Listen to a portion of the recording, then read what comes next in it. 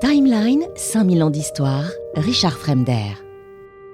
D'après le récit biblique, les Hébreux ont vécu durant un certain temps en Égypte, réduits en esclavage par les Égyptiens. Je reviens encore là-dessus. Ce séjour peut-il être vérifié par la documentation archéologique et épigraphique? Ou n'est-il qu'un mythe? Eh bien, pour répondre à cette question importante, épineuse, je vous propose qu'on se replonge dans le récit biblique et suivre l'histoire de Joseph. Jacob, le petit-fils du patriarche Abraham, a 12 fils censés être les ancêtres des fameuses 12 tribus d'Israël. Joseph est l'un des plus jeunes et c'est le fils préféré de Jacob. Il est beau, habile, il réussit tout ce qu'il entreprend. En plus, il a fréquemment des visions où il se voit devenir carrément le chef de famille. On imagine bien que ça ne plaît pas du tout à ses autres frères. Jaloux de sa réussite et des faveurs dont le comble leur père, eh bien, il décide un jour de l'assassiner. Mais l'un d'eux, Judas, leur interdit de faire du mal à Joseph. Il propose de le vendre comme esclave à une caravane de marchands arabes nabatéens qui se dirige vers l'Égypte.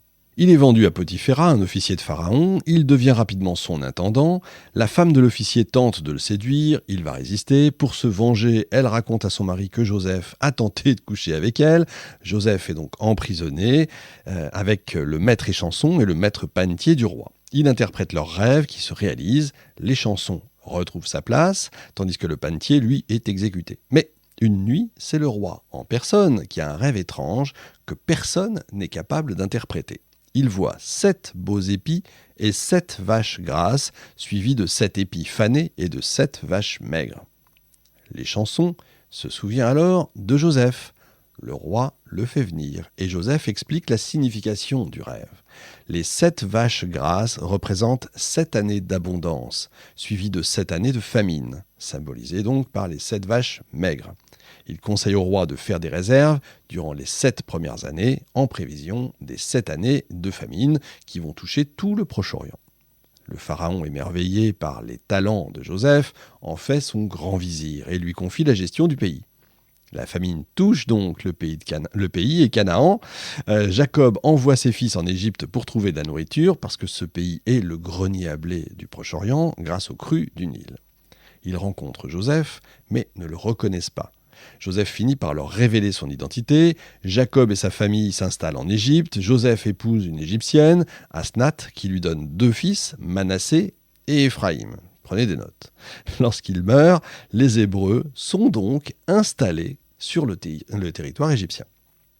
L'histoire de Joseph, fils de nomade vendu comme esclave par ses frères jaloux, qui devient le premier ministre du pays le plus puissant de l'Orient antique, ressemble évidemment à un conte de fées trop beau évidemment pour être vrai. Peut-elle être attestée par l'archéologie? Joseph est-il un personnage de fiction ou a-t-il réellement existé? Parce que, évidemment, tout ça prouve ou non l'existence du peuple d'Israël en terre d'Égypte.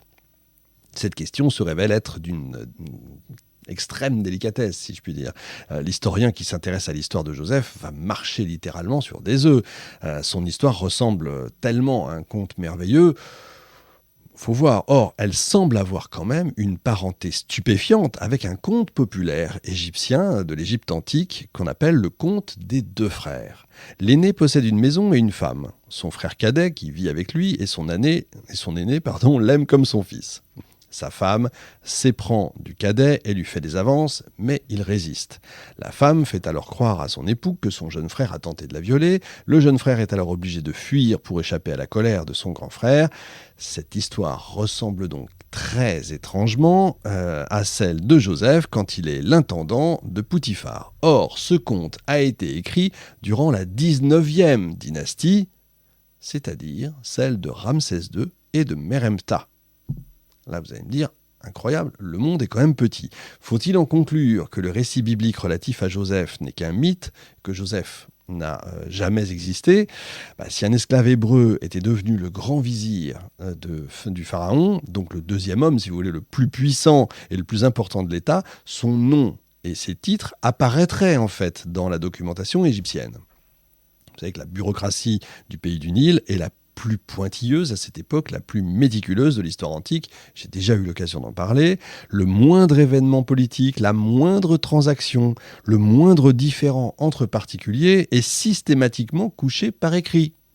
Comment donc expliquer qu'un vice-roi du pharaon n'aurait laissé aucune trace dans les textes et les monuments, alors qu'aucune nation de l'Antiquité ne nous a légué des archives historiques aussi complètes, encore une fois, que celles de l'Égypte. Fait curieux, les archives scrupuleusement tenues s'interrompent subitement en 1650 avant Jésus-Christ. C'est alors un immense vide qui dure jusque vers 1575 avant Jésus-Christ. Que s'est-il passé réellement durant cette période ? Un matin, les habitants des rives du Nil sont réveillés par des bruits de roues et des cris de guerre effroyables. Médusés, ils vont voir d'innombrables colonnes de guerriers montés sur des chars rapides comme l'éclair. Les Égyptiens n'ont rien vu venir. Affolés, ils tentent de résister, mais ils sont rapidement vaincus. Les envahisseurs investissent le pays. Qui sont donc ces nouveaux arrivants qui semblent surgir comme ça de nulle part ? La réponse est stupéfiante. Quand on gratte, quand on regarde, ce sont des tribus sémitiques venant de Canaan et de Syrie qui vont et viennent avec leurs troupeaux et leurs familles à travers les plaines du Proche-Orient. Ainsi, un empire qui a prospéré et étendu sa domination sur les rives du Nil et sur la Nubie durant 13 siècles s'écroule sous la poussée de pasteurs nomades venus de Canaan. Le prêtre égyptien Manéthon, qui rédige une histoire de l'Égypte pendant la période ptolémaïque, la dernière phase de l'Égypte, souvenez-vous, de l'Égypte indépendante avant sa conquête par les Romains, relate le déroulé de cette extraordinaire invasion. Je le cite. « C'était un de nos rois appelé Timaïos. Cela arriva durant son règne. Je ne sais pas pourquoi Dieu était mécontent de nous. Des hommes d'origine inconnue vinrent subitement des pays de l'Est. Ils eurent l'audace d'envahir notre pays qu'ils asservirent par la force facilement sans aucune bataille. Et quand ils eurent vaincu notre roi, ils brûlèrent nos villes de façon barbare et détruisirent les temples des dieux. Tous les habitants furent traités avec cruauté. Une partie d'entre eux furent tués par les envahisseurs, d'autres virent leurs enfants et leurs femmes emmenés en esclavage. Finalement, l'un des conquérants fut nommé roi. Son nom était Salatis. Il vivait à Memphis et imposa un tribut à la Haute et à la Basse Égypte. Il établit des garnisons dans les villes qui lui semblaient le plus appropriées à ses desseins. Et quand il en eut trouvé une dans la région de Saïs, située à l'est du bras du Nil, près de Bubastis, et qui était aussi appelée Avaris, il la démolit et la reconstruit en la fortifiant au moyen de murs. Il y établit une garnison de 240 000 hommes pour la tenir. Salatis y allait tous les étés, en partie pour collecter son grain et pour verser la solde de ses guerriers, et en partie pour entraîner son armée et faire ainsi peur aux étrangers. Ces fameux hommes d'origine inconnue, les Égyptiens leur donnent le nom d'Ixos, littéralement les chefs des pays étrangers.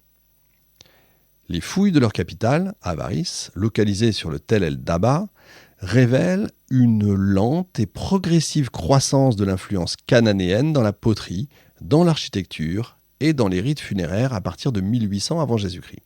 Après un développement qui va durer 150 ans, la petite bourgade est devenue une grande cité d'où les rois Hyksos étendent leur influence et contrôlent les axes commerciaux maritimes.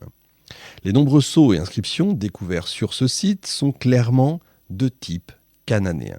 Donc durant un siècle et demi, des groupes de nomades sémites s'installent en Égypte et parviennent à détourner une partie non négligeable des axes commerciaux et des ressources issues du monde méditerranéen à leur profit au détriment des Égyptiens. Situation intolérable évidemment qui ne peut durer indéfiniment. Un document égyptien du XVIe siècle avant notre ère raconte les exploits du pharaon Ahmosis qui combat les Hyksos, saccage Avaris et poursuit les survivants jusqu'à leur citadelle située au sud de Canaan, qui s'appelle Charuen, près de Gaza. Il y met le siège et s'en empare. Cet exploit marque la fin de l'influence cananéenne dans la région. On date généralement l'expulsion des Hyksos en se fondant sur les archives égyptiennes et les preuves archéologiques de destruction des cités cananéennes aux alentours de 1570 avant Jésus-Christ. De retour dans leur pays d'origine, les Hyksos fondent Jérusalem et construisent un temple. Timeline, 5000 ans d'histoire, Richard Fremder.